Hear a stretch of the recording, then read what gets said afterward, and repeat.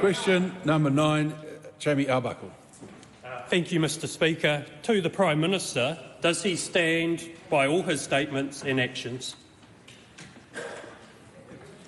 Yes, in the context in which they were made and taken, and whilst evidence supporting those actions and statements remains the same. Supplementary. Does he stand by the Coalition's actions to restore law and order and personal responsibility? Mr Speaker, well, where do we start? We're doing so many good things that it's hard to keep track. We are committed to train an extra 500 frontline police in the next 2 years. We're going to address youth offending by increasing... Beg your pardon? Oh, well, catch up and be at Parliament. That was decided about 2 weeks ago. Try and catch up. Yeah, 2 weeks ago. You know, it's not too difficult. Nothing else to do. Sitting in the opposition. No record of doing anything in her whole career. And she wants to know, will somebody tell her as she's on the front bench? Now, we're going to address youth offending by increasing the number of youth aid officers over the term. We'll adequately resource community policing, including Maori and Pacifica wardens, community patrol and neighbourhood watch, and we'll protect first responders and prison officers by introducing legislation with specific offences for assaults on our police, firefighters, prison officers and ambulance officers, and a whole lot more desperately out there needed by the New Zealand society. Jamie, does he stand by the Coalition's actions to deliver better public services?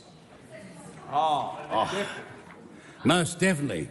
The focus has strayed too far towards wokeism and not on better education and health outcomes.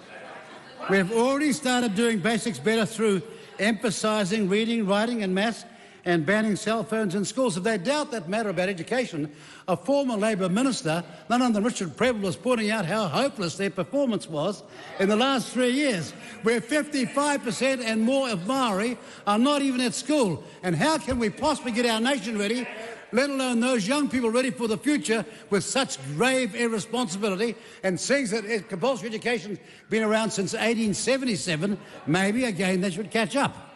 Supplementary. Labor Prebble. Does he stand? No, wait.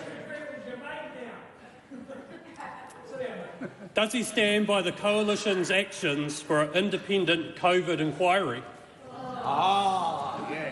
Most definitely. We're in the early days, but we are seeking feedback from the people on expanding the terms of reference on the current Royal Commission of Inquiry.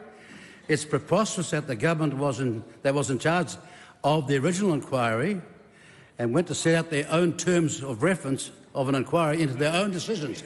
In short, setting up an inquiry to cover one's derriere is not in the public interest, and we're going to fix it up.